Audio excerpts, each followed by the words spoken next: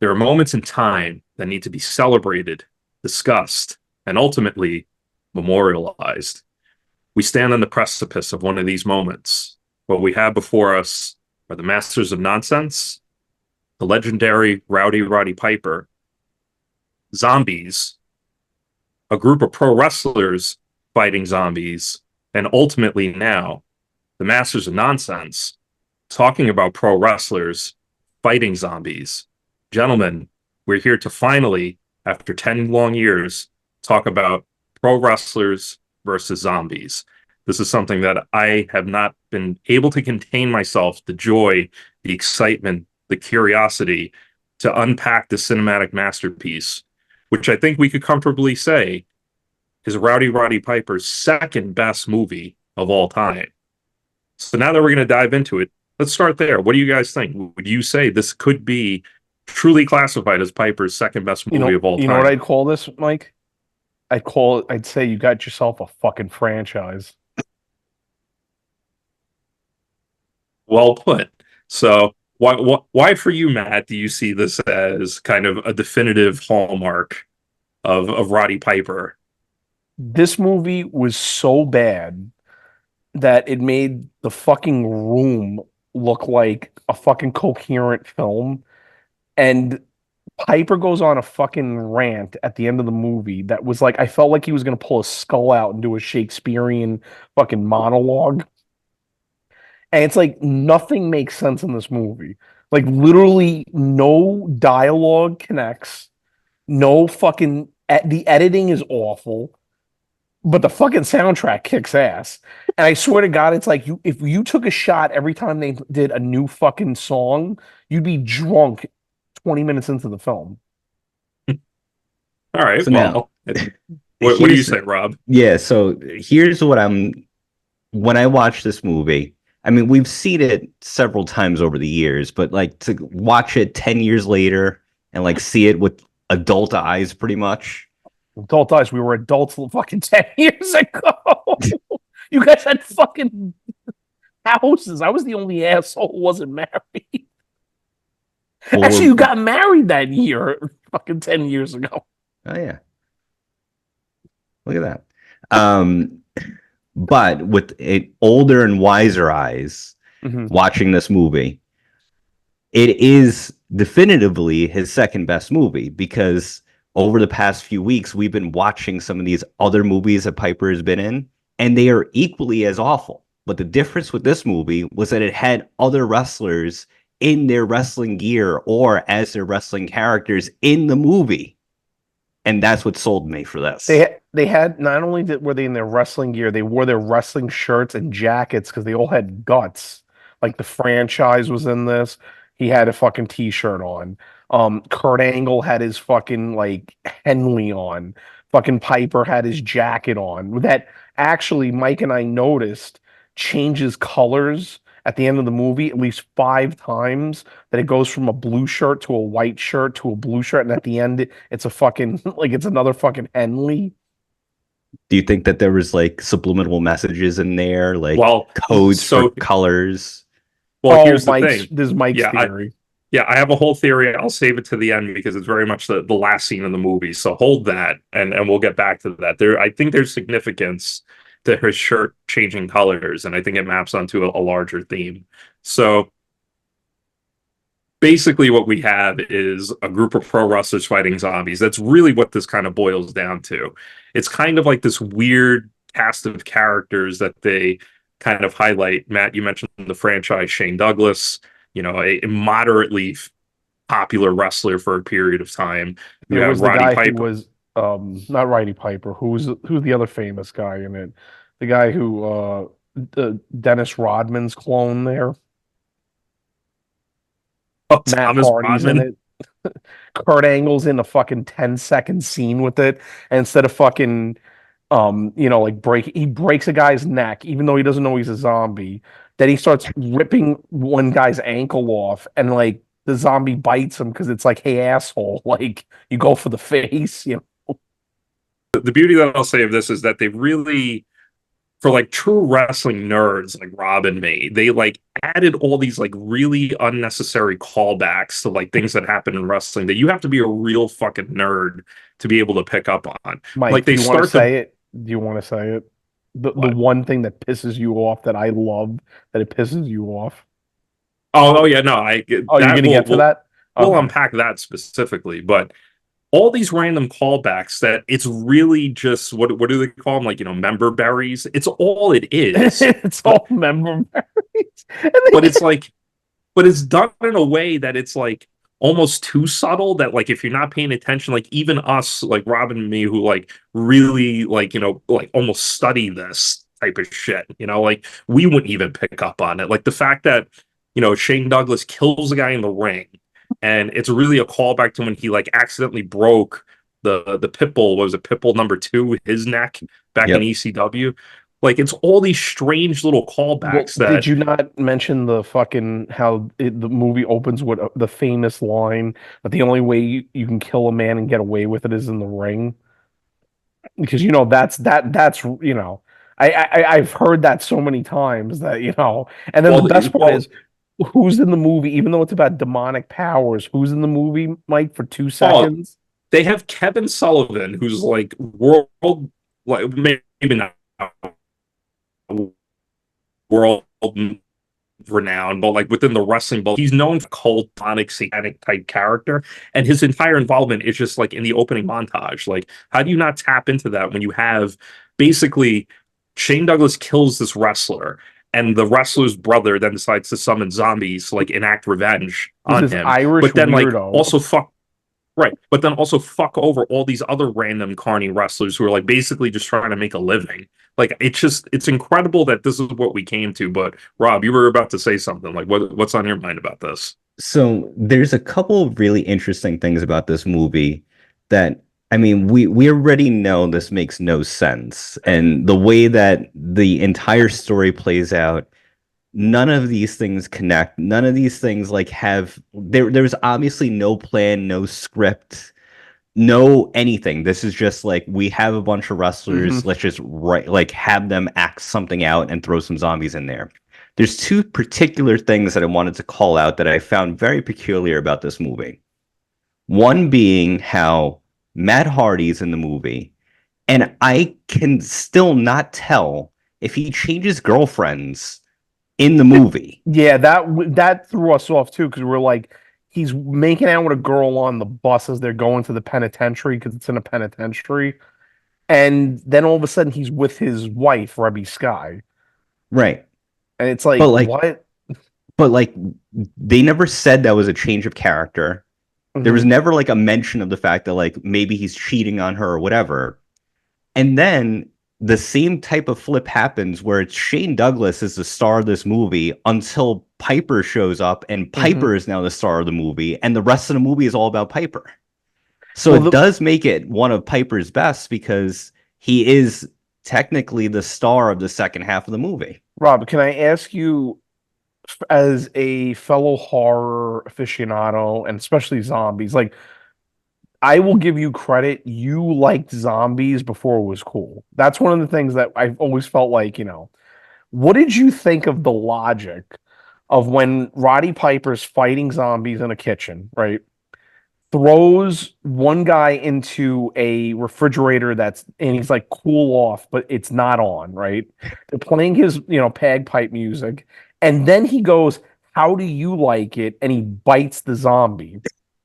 Now, I'm just gonna ask you this, right? Like you saw 28 Days Later. Remember Yeah. when the fucking drop of blood goes in the guy's eye?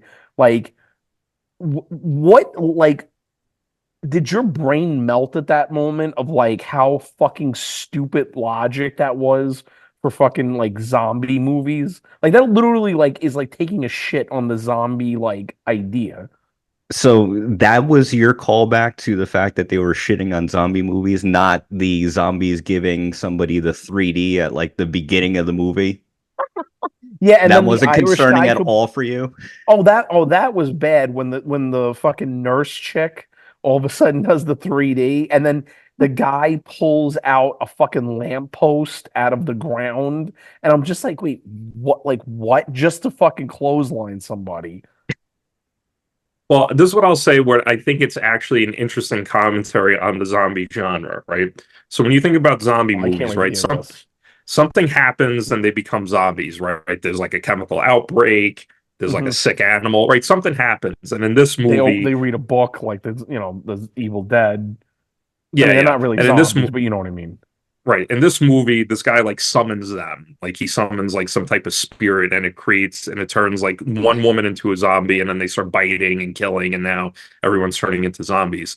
But what I find fascinating is like you'll see a lot of zombies in movies and it's almost like they like how does their brain function, right? They become about like they just want to eat, but like sometimes you catch them and they're actually like doing the things that they did when they were like normal people before they turn into I zombies. see. And Oh, and what I find incredible about this is that what ends up happening is you have a bunch of these like independent pro wrestlers become zombies and now they're attacking these like legends, right? And the way they attack them as wrestlers. So on one level it's like sloppy and lazy that like the choreography for this it's like it's a wrestling match, like it's all stuff that you would never see in a real fight, like zombies are feeding right hands and like they're ducking, the Piper and Duggan and all these people, they're in a huddle and the other zombies are just kind of waiting for them to finish huddling, like these all these things that kind of defy logic, but I actually think it's kind of brilliant because if you were a pro wrestler and you turn into a zombie, you would maybe operate like this was a match, like a choreographed match. So like it kind of makes sense that they would like, they fucking feed Kurt Angle a clothesline so you could do a German suplex. You know what I mean? Like, so what I don't know. Mike I is think it's kind not of brilliant. saying, what Mike is not saying, because it was more insulting, is that you're basically like the way you said it the other night, you were like, wrestlers are so dumb that like they would just continue being like fucking wrestlers as zombies. Like Oh yeah, it was no, totally. the way you said it was so fucking funny because Well, you because were just like, they're fucking idiots, so they're hardwired to do this shit. So it's like they're That's carnies in real life, they're carnies as fucking well, zombies. well, that's the thing is that, you speak Carney, Mike? as you say That this was about shot. like the zombie genre and all that other stuff, one of the other big things with the zombie genre is social commentary, Oh because yeah. they always like have that layer built in or Mhm. whatever. So the social commentary here is that wrestlers are brain dead idiots before they turn into zombies, and they can remain brain dead idiots when they are zombies. Rob, that's deeper than the fucking people who actually made the movie could have thought of. Like seriously. So let's think about this in terms of Piper, right? When we've talked about Piper and defining his like best movies, what I wanted to highlight, what I thought were like kind of three big things that I think make a Piper movie. Um, and it was one-liners, action sequences, and music, right? So just kind of thinking about those three in general, I think we could kind of Mhm. break this down and like we could each kind of share what we're thinking about.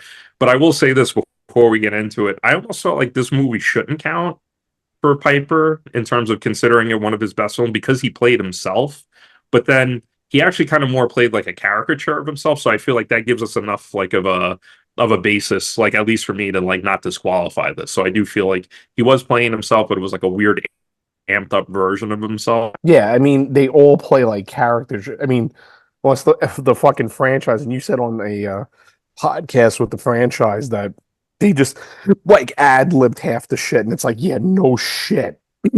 Yeah. So in doing some research for this, Shane Douglas actually did kind of a behind the scenes look of Pro Wrestlers versus Zombies, and you both are sitting down right now, right? Because he revealed that about 90% of the dialogue was just ad libbed. And can we go into the amazing props from Party City they got? Like the machete that you could totally tell, like it had like like when like a plastic sword has like the like that thin plastic piece on it. Like that's how bad it was. And like every time she like they used the machete, they would like slow down so it's like they wouldn't hit them that hard. And I'm like, you're fucking kidding me? It's a Well, zombie what movie.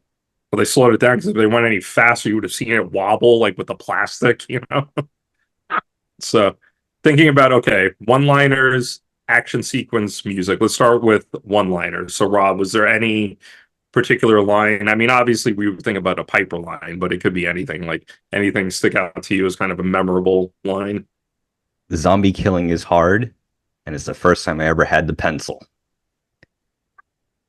I'm so glad you said that, Rob, because that was the one I was waiting for Mike to say.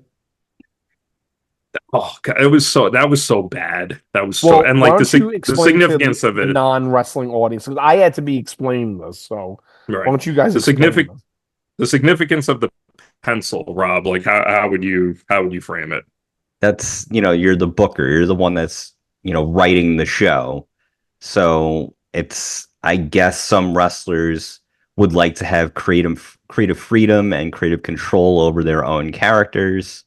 And when they say pencil, the thing about wrestling is that anything can happen. People get injured.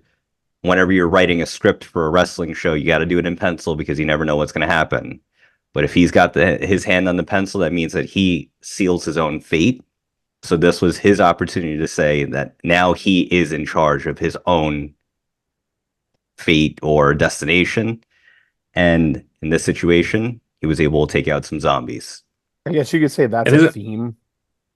Yeah, and that's what's kind of powerful about it, right? It's this throwaway fucking line, but it's just like I'm taking charge of my life. I'm gonna get past this, you know? Whoa, before we go down this route about like making this fucking profound, this was after he threw him in a fucking like a cooler that wasn't cold, bit his hand, and he put a pencil in the fucking thing to lock it.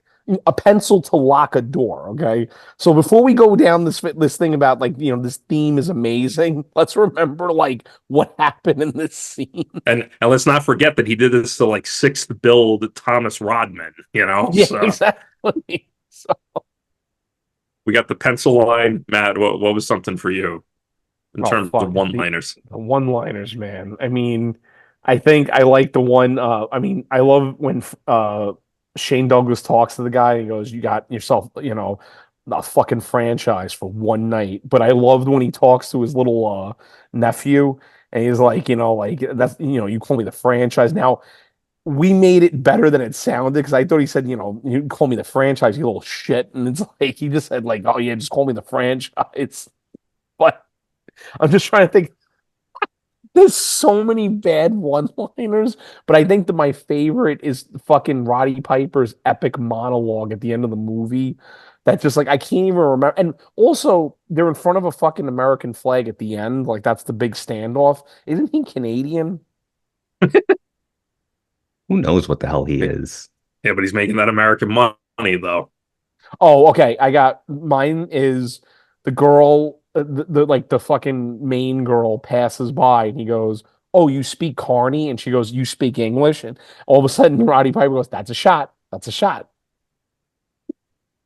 That's the one I pick. Okay.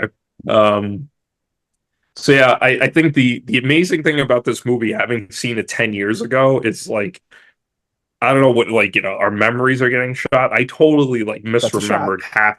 I totally misremembered for these like one-liners and stuff. But I Oh, you have to mean we made say, them better than the oh, we made them actual so much script? better. We made them so much better. Um, and I think for me, it was the monologue at the end from Piper where he's like, "I beat cancer. Oh, I'm an icon. Ask Hogan. Ask Hogan." Like, what the like who talks like that?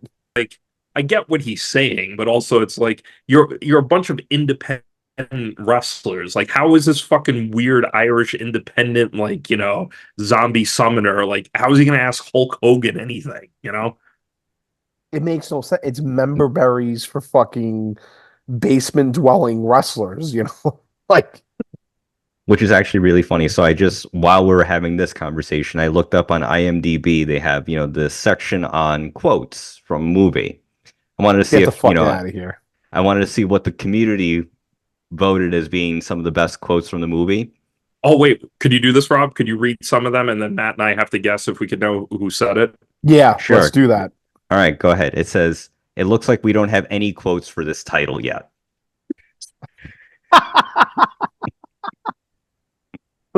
I would go with that's the director. Cody knots. Oh, a couple of very quick, like, just observations. He films women's feet the whole fucking time. Okay.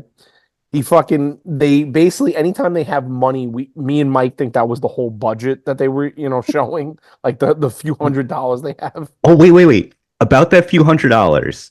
So he books Shane Douglas as well as so like his big thing that he said that like his budget was going mostly to Shane Douglas, and somehow those few $100 that he had in his hand was also able to get him Matt Hardy, Jim Duggan, and Olympic gold medalist Kurt Angle.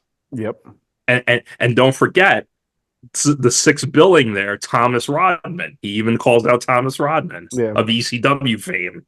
Yeah. Well, the funny part with Hacksaw is like they don't have him, like there's no buildup of like storyline between them, and he's just in the penitentiary with a fucking fake hand on his thing, and I'm like, is he living there?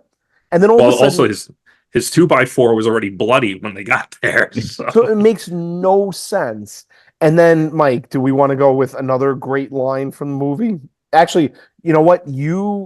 Let's see if Rob could get who says this. If I don't make it, you tell Deborah, my wife. You tell my wife I'm okay. That's spot on Duggan for you. And then, the franchises thing is like, yeah, what you did for me 30 years ago. It's like they never talked about any of this shit. Like I didn't even know that they were like. And then Roddy Piper talks about, like, I remember in the beginning of the movie, he's talking in the playground or something like that to another guy, and he's like, yeah, Douglas is a good guy, known him for like 30 years. And it's like, I get, like, in the terms of like if you're watching it as a movie, it's like you're supposed to think these guys known each other. And then I was like, Mike, did fucking like Douglas and Piper ever really like wrestle or like? And it's like, no, I don't think they even were like in places at the same time. I also found it funny on when they were like in the bus going to the penitentiary, and it seemed like Piper had no idea where they were going. Like everyone else knew what they were doing, and then like he gets there and he's like, about the address. Yeah, it's like. Well, he also doesn't have a cell phone, so I guess maybe that's why he doesn't know. Oh, yeah, well, actually, wait a minute, though. You see, that we can't figure that out because he claimed to not have a cell phone, but then he said if he did have a cell phone, he wouldn't give it to the guy. But so we're just at a complete fucking impasse. Like, does he have the phone or does he not? Because the guy basically who drives them there, just to like, for context, collects everybody's cell phone. But doesn't that feel like Piper trying to make like a cool line like he did in They Live? Now, it worked in They Live. But like, it doesn't work here because it's like fucking corny and lame. Here's the big difference between Pro Wrestlers versus Zombies and They Live. There were script writers and They Live. And it was John Carpenter and good directing and good. And there was a budget. And there was a budget. Like... All right, so let's look at memorable scenes. Rob, what's a scene for you that really stood out? Oh God, I don't even know. I mean, just pick one. Probably Matt Hardy getting chopped in half. It's gotta be. You see him from... Wait, explain that. I don't even remember. Was it like, did he get like crushed by a door or something like that, and then the zombies pulled him apart? He was on the floor, and then the zombies were pulling his legs, and then the wrestlers were pulling his arms. And he like pulled apart. But what they do is that his wife comes up to him and he's still like fine, like he's like, but what they did like the old trick you'd see in like a high school play or something where you could tell half his body's hiding from behind a corner. So it's like, you know what I mean? So you don't have to show that. And it's like, are you fucking serious right now? Like, are you put a sheet over his legs just so that he didn't know they were there? You know what? That actually would have made more sense than them doing the corner, because you could totally tell where the shadow is, and you could tell it's just like his torso's still there. All right, so Matt Hardy getting pulled in half. So what about you, Matt? What was your memorable scene? Fuck. I mean, what scene can't... I guess like For me, it's either the bootleg Jeff Hardy, the guy who's like the parkour guy, because that was supposed to be the. I guess if you want to go like action scenes, that was supposed to be the cool action scene, and then all of a sudden, fucking Shane Douglas fucks him over and just says one of the greatest lines in the movie: "Jobbers die, main eventers live," and it's like, what? Doesn't Douglas die in the end? Yeah, Yeah. yeah, he dies. Well, he He's dies a fucking after like He was jobber. a the guy. He is a shop. That's right. And the best part about him dying is that he like the thing that doesn't make any sense. Okay, you know how you said in the beginning of the movie, it's like what's the move they do, the 3D? The chick does Yeah. the 3D, but when so the guy basically kills Shane Douglas's family literally after Shane Douglas walks out the door, and they move like shuffling zombies.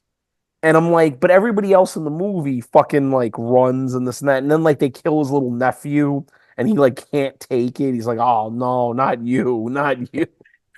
Wait, I had a question about that scene actually. Was the plan for the family to turn to zombies, or was that supposed to be Shane Douglas dying? Like, Dude, these are because it mysteries was you'll never know about. because it happened where it was like he walked out the door and then the zombie was in the house, right? Yeah. And then he didn't hear anything because then the kid goes back into the house and the whole house is fucked up. But they literally just walked out. Actually, that's a good point. Was he just going to get him there, or was like why did he do this elaborate plan to do the penitentiary? But I think that he already booked him on the show. So was he supposed to be like a zombie going into the penitentiary? Rob, this is way too much thought into something that definitely like you gave more smarts to this movie with that question than this movie deserves, okay? Like honestly. Well, you guys picked some good scenes, and I think ones that I would have picked. So I guess I'll go a character development scene, which I thought was going to have some type of payoff, and I don't. That's a good one, the character development scene. The only one in the movie.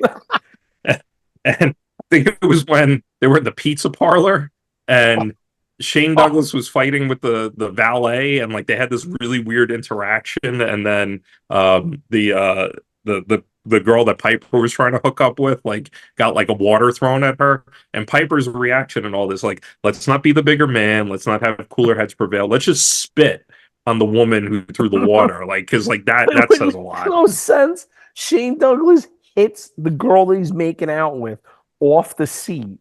Everybody else giggles. She throws the water at the girl, right? Not gets mad at Shane Douglas. And then Piper gets up and like fucking like he's like threatening. You know what I mean? He's like, why the fuck did you do that? Why the fuck did you do that? And it's like nothing connects. Like that's not how you write a script. You know what I mean? Like you write it that it's like she would be mad at Shane Douglas and that would create conflict with them. Well, You know what I mean? It's like right. But when we think about a good script writing, right? Like the bus scene, you have Matt Hardy making out with the woman who's not his wife, right? You have Shane Douglas making out with that other woman, and then you have Piper across the bus from the Irish woman looking just super staring at her, desperate. like he's like, could we do this now too?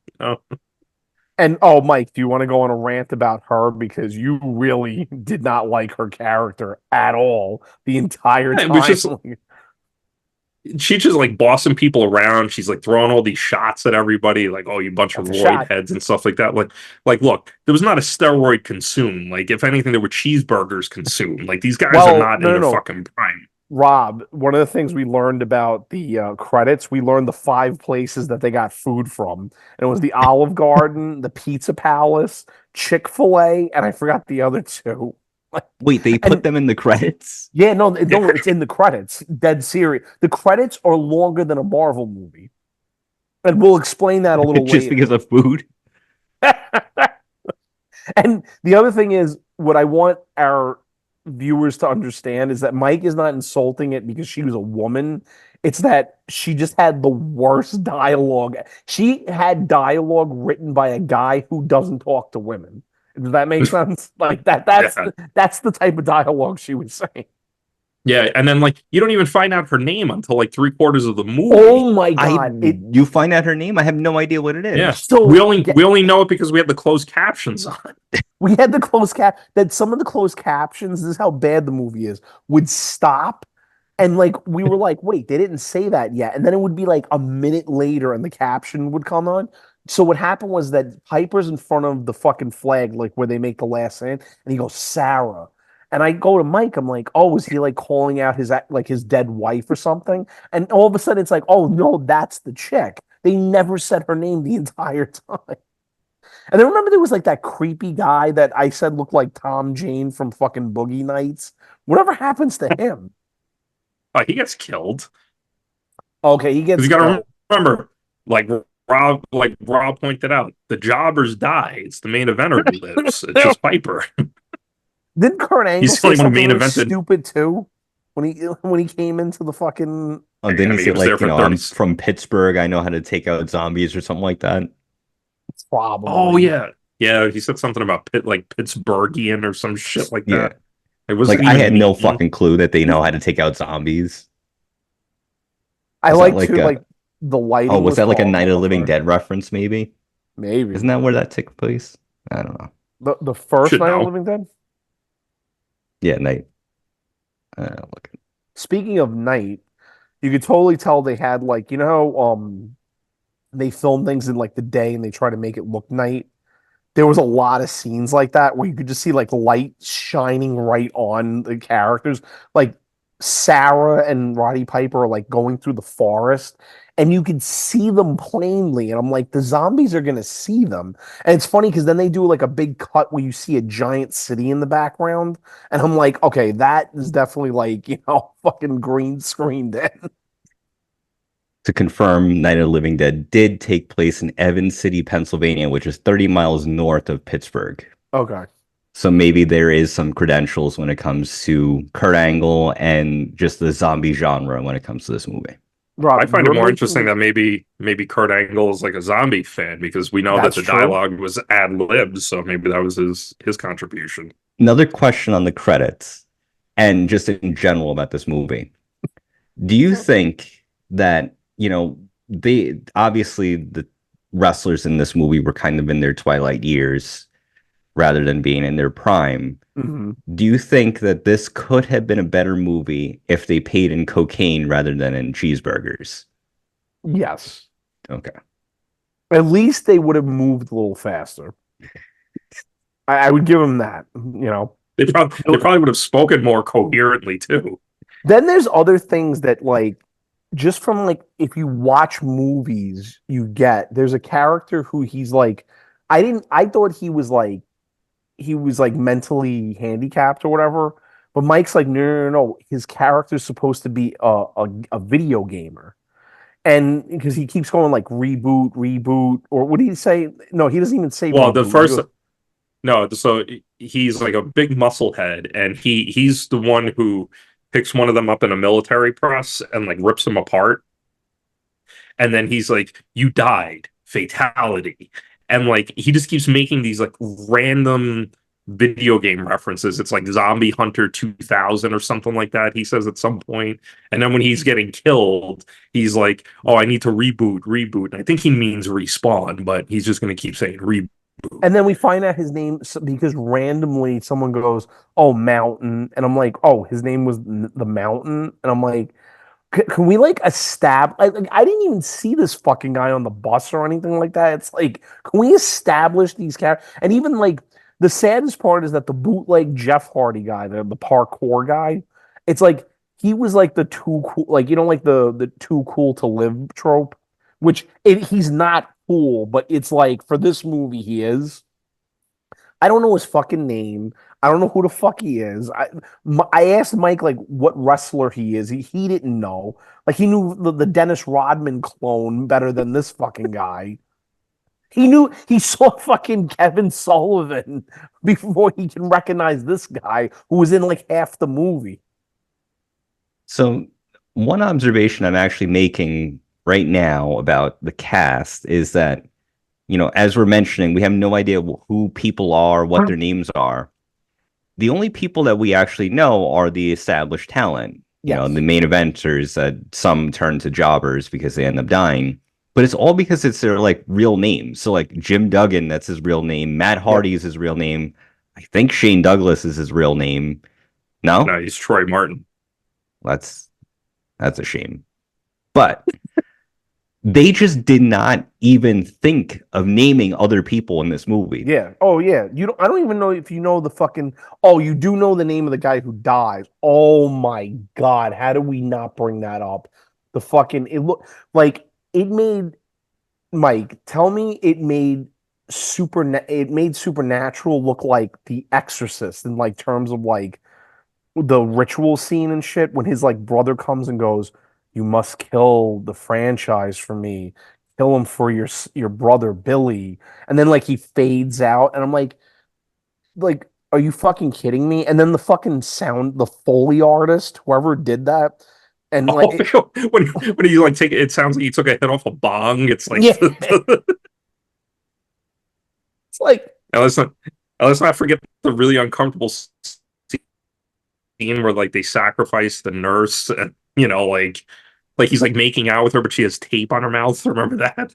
oh my God, yeah. And then the fucking horrible makeup job that they do where they just make them look like yellowish instead of like actual like undead. And then, if it couldn't get any worse, at the end of the movie, more zombies start coming out of the ground and they're in fucking Civil War outfits. But they're not like skeletons. They're fucking like they just have zombie makeup on. I'm like, wait, so like now everybody who's dead is coming alive now? Like like when you write a movie, I mean, I'm not saying this has to be fucking Shakespeare, but like, can we at least make each scene like connect? You know what I mean? Like, Well, the well, how could you even connect with the soundtrack for this movie? So, like when we think about oh music, yeah, the I mean, soundtrack. Okay, so we're up to the music, yeah.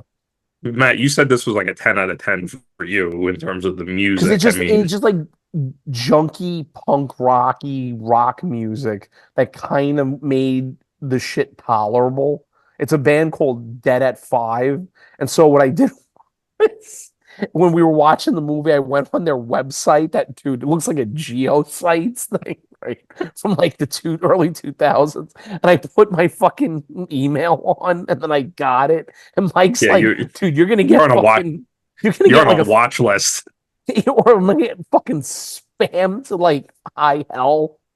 No, you're definitely on Yeah, an FBI watch list now. How did you even search for this? Anything that I I'm getting is just very disturbing news articles of like real life events that are happening right now. yeah, I don't even know how I found them. Oh, wait a minute, Rob, would you like to hear the? Wait, let me see if I could find their fucking their website. Just give me Dead in Five.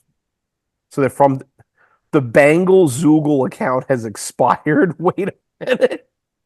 Dude, I think I am gonna get fucking what's it called? Dude, it's fucking gone in 48 hours. It's gone. Well, I found them on Spotify. They have 241 monthly listeners, and the way they describe themselves, it's a sonic mashup of Soundgarden, System of a Down, White Zombie, and Led Zeppelin. What? I would never in my life put those four bands together for this And I fucking. just for the record, okay, like this is a picture of them, right, that I found. And then I don't even know how to describe this one. You know what? Let's not describe that one. Let's actually not describe that one. Wait, let me see because I got it on my phone. This is actually very disturbing because Dead in Five band. Okay. So as you look that up, the problem is that they have a fairly catchy song that they ended up using for the trailer, but like we can't even say the name of it because we're gonna get canceled. Yeah, it's like even though it's not about what the thing's about, it's just the saying that they do. Dude, this is actually disturbing. Mike, I fucking found their band. I even like told Mike the thing I was gonna do was I was gonna read their fucking description, which was hilarious. This shit doesn't exist. That's 2 days. You should Yeah, check I'm your on. bank Yeah, account. yeah. I definitely got fucking. I think I'm gonna get fucked for this one. You got hacked. I think So dude, I think seriously, I think I just got fucking hacked. Like wasn't it one time like, didn't I call like a girl one time, like 10 years ago, on our podcast to talk to them, and it was like it was a fake account. Do you remember that? Maybe that was a different podcast you're on. No. This was us, and it was like I was going back and forth, and it was basically we found out that it was like a fake account or whatever. I just did this again 10 years later But with Den and Five. with this shitty band and this shitty movie. Well, speaking of the shitty movie, so when we think about social Oh, I'm so commentary, fucked. right? The movie ends with this dramatic fight scene with Roddy Piper. And what's strange about it is he ends up positioned in front of an American flag. So you just have that flapping in the background. And then, with no explanation throughout the fight, the color of his t-shirt changes from white. It starts off as white, and then it's blue, then it's white again, then it's blue again. Then he takes the thing off, and it's not even a t-shirt anymore. It's a white Henley. And it made me realize, like, can you imagine how profound it would have been if at one of those color transitions it was a red shirt? So then he would have had red, white, and blue in But front of Old Glory, the and worst. then fighting those Civil War fucking zombies. So, Mike, again, this is like you making like gold out of dog shit. You know what I mean? So, I do appreciate though that they made him to be an American hero in this movie, considering that he is Canadian. Canadian and he plays a Scotsman just as his character. So at least it brought it all together for us that he's just a fucking sham. Okay, But I so mean, wait, it adds to his lore, though. I think that he kind of saved the world and they live. He survived the zombie apocalypse in this weird part of like Pittsburgh or whatever. Like I think he's a true action hero. I have to say. He you ended went Body against Slam Billy as a tag Blanks. team champion. I mean, he's a main eventer. Yeah. He went to Frogtown. Yep. And oh God, I like you want to talk about getting fucking canceled, man. And talking about just even bringing up the premise of that movie is getting canceled. But so Rob, we found it's fucking Wednesday night. Me and Mike watch this movie. We're fucking wired, right? Movie ends, and like Amazon sometimes does like they show like the fucking credits go down. We're like, fuck it, let's watch these credits, right? Oh, should So I should I play it? yeah, okay, yeah. Okay, it would be better to like show it, and we'll explain it as it goes. Oh wait. While you're pulling it up, I do have a question. So wait, Yes, where did you guys watch this? I watched it on Amazon because now it's free, but it is on Tubi. Yeah, I And watched it on Tubi. okay, and it's also on Peacock. Yeah. All of that is very concerning to me that people are still paying for this content. Well, at least with Tubi, it's like you got the commercials because Mike was watching it on Tubi, so he'd go, "Oh, commercial." So I'd stop it, and we'd wait till like we synchronized to make sure it was fucking hilarious. Because like in the beginning of the movie, oh, and this is something that actually, Rob, I'm wondering what you think. The first thing that comes up, it says like Lloyd Kaufman, and it's a trauma thing. I was like, oh shit, trauma did this? Like those fucking bad B movies. Yeah. But then like his like I guess this guy Cody Knotts, whoever the fuck he is, has his own LLC, and it's called Principalities of Darkness. And what it is it's like his eye opening. And I'm just like, are you 10? Like who does like that shit we would do in the 90s? Like, you know what I mean? Because we thought it was cool. I mean, really think about it though. This guy did what we always wanted to do. We always wanted to write our own movie. We wanted to write our own horror movie, and we would have wanted to write a horror movie with pro wrestlers in it. I mean, Matt and I wrote a whole script for RVD and Sabu go to White Castle. That So, is true. I mean, I So, kind of don't Rob, blame him for being a 10-year-old in that situation. Rob, I'm gonna throw this out there. I know Mike might not, but I want to give a shout out to a company called Captain's Corner, who Mike and I actually know the guy who runs it. I mean, not like super well, but it's basically he does like wrestling. He has like wrestlers come on. They do like what is it, shoots, and they like sign stuff, right? I'm wondering if we could get him to like, get buddy buddy with him, and then we could get him to have like the wrestlers come on so we can get Marty Jannetty. RVD could be like the Roddy Piper character. Because I mean he's a good guy, right? Like I mean, yeah. I'd say this. Want to be supportive of our friends who are like, pursuing their dreams, but I think Rob kind of hit on it. We could cut the middleman out. We just need to get some cocaine and we could get any of these guys to show up.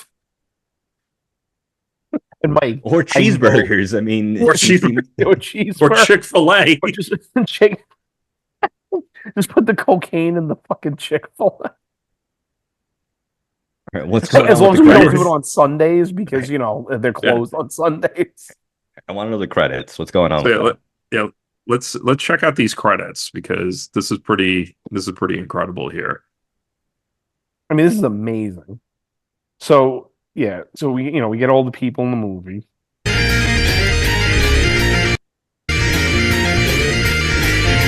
Playing Piper's music, right? Okay. So okay, there's a guy named Vincent Ruffalo. Okay, now remember that name. Look at this. Okay, so these are the zombie extras, and look at the names. They're like basically family members because they Morris, more. Yep. Hillard, Hinson, like there's like 5 people of each, Charlie Bowman, Rachel. There weren't even this many. This is the thing. There weren't even this many people in the auditorium. Yeah, what the hell?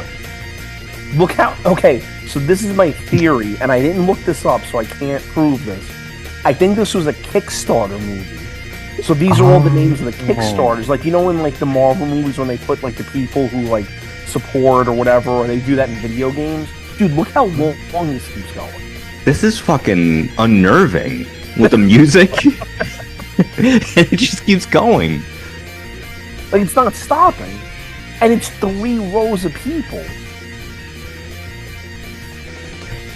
It's still going. It's still going. It's still going. I can feel the blood going through my my body right now, waiting for this thing to end. This is more people than have actually seen the movie. Why did he need stand-ins? Piper. Oh, look, stunt Also, coordinator Shane why is Douglas. Shane Douglas the stunt coordinator? You have an Olympic gold medalist is the assistant. The assistant. And then it's like the stunt department, Bulldozer Beastmen. They play Amazing Grace. Oh, so we got Joseph Ruscio. We got All right, like there's all these names. Turn down the music. Yeah, please, Mike. All right. Yeah, Jesus Christ. All right. Joseph What was the deal Ruscio. with this Vincent dude? Was there significance with him? No, he just keeps see Vincent Ruffalo. Like it's like he got like his friends, but I don't know why. It's funny because I just keep thinking every time I see like Vincent Ruscio or Joseph Russo, I think of Vince Russo. Wait, who's that at the door? Wait, somebody just hopped onto the call. Bro, this movie is fucking great, bro. It is incredible. Do you understand? Hulk Hogan cannot even fathom how good this fucking movie is, bro. Oh shit, Vince Russo, it's really nice to meet you. Bro, thank you for having me as a fellow New Yorker. And I think I like the Yankees. I don't even know. But I just want to say that this is an incredible podcast. Please go watch all their stuff, bro. To all my bros out there, peace and be forgiven. Later. Thank you, Vince. Wow. We had a former WCW World Heavyweight Champion Vince Russo just give us a very glowing endorsement. He also wrote on a piece of paper that he said that he'll do any monologues from his for his old days, like Bash at the Beach or whatever. So maybe we can get him back on. We'd love to have you back, Vinny Rube. Oh, and Rob, I don't know if you see the name of these songs. They come out at night. Duggan Dies. Yeah, Duggan Dies. The Franchise, Zombie Split, Rise Up Roddy. Hanson reprise. Oh, here we Oh, go. Here we go. here's the food. Here's the food. Jimmy John's Pizza, Olive Garden, the Pizza Palace, Chick-fil-A, and the River House. Oh, Parkersburg, West Virginia. Jesus Christ. Oh my God. That's actually really depressing. And the Wait, what one is day the they were different? What is the distance between those? Like, did they shot in Pennsylvania, didn't they? I guess Thought one they place, did. Charleroi, Pennsylvania, and then the rest was in Parkersville, West Virginia. Hmm, Parkersburg, sorry, for all the Parkersburg fans we have out there. It's 160 miles away from each other. okay. So you're looking at maybe like a 3 hour drive or so. So Yeah. all that cash that was used for the movie, okay, so all the people that you just saw, if they gave $1 to make this movie, right? Like I think they could have still fucking made a better movie. Like No, they but they booked themselves a franchise, so For one night. oh my God, this movie, I think we need to make this into a cult classic. I think this is our calling is to make this into a midnight movie like The Room or the Rocky Horror Picture Show, and we host it. honestly, I think that's a fantastic idea that like when this really blows up for us, and then we make this like a yearly thing, like this is our kickoff to Halloween. Holy shit, that's a great idea, dude. This is like the movie that starts the season, you know? Yeah. And I think what we could do, we have the listing of all those, like the 300 people, the 300 extras. Like we could easily fill up a high school gym, like how the movie started off. So Dude, there was like four people in that gym. they No, were that was hanging the from the band you're rafters. thinking of. The band that wasn't Dead in Five, by the way, that Mike looked up and had just get killed for no reason. Matt, you're about to be dead in 5 when the fucking FBI show up to your house. Dude, I can't believe, dude, there was a real website for their band 2 days ago. Like, that's insane. Like, do you Yeah, understand? That's your fucking some name's on AI shit. your name's on a list somewhere now. So good luck with that. Well, we finally did it. This was a long time coming. I appreciate both of you joining on this journey. We have finally figured out Roddy Piper's second best movie, and I think we've learned a lot. And surprisingly enough, I think there's a little bit more juice to squeeze out of this. So Matt Oh, and I have God. talked about, we see allegories between Shane Douglas's character and the Seven Deadly Sins. So you might hear more from us about this topic, and That's as we right, yeah. continue to slice and dice this and dissect this in a way that really befits a movie like Pro Wrestlers versus Zombies. And really give themes and character to a movie that has no themes and character. So, Yeah. And I would say, to our resident zombie Rob, I mean, we're gonna put you on the hot seat real quick just to wrap this up. And it's a very simple question, my friend. Stream it or own it. You gotta own this thing. I like it, Rob. I like Yep. that answer. Yep. So would you say that this joins the Masters of Nonsense bookshelf collection? The Hall Yes, of Fame. it's definitely in the Masters of Nonsense horror collection. It has its own spot, Okay. far, far away from everything else to not taint them, but it is legendary in its own ways. And in that spot on your shelf, is it in the jobber shelf or the main eventer shelf? Jobber. Yeah. This is definitely a jobbers movie. Job Squad for life. Well, I think for this movie, the perfect ending is it's been real, it's been good, but it wasn't real good. That's spot on. That's a shot. That's a shot. That was a shit.